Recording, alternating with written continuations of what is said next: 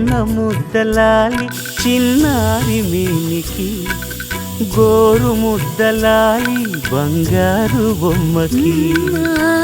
ఓనమలు పలికితే పలకమ్మలాలి, బాల శిక్ష చదివితే పలుకులమ్మలాలి. దినదినము ఎదుగుతుంటే దినకరుని లాలి. పదుగురొచ్చి నేను మెచ్చితే కన్నులార చూసే తల్లికి కడుపు తీపిలాలి. నాలాలి నీకు పూల పల్లకి,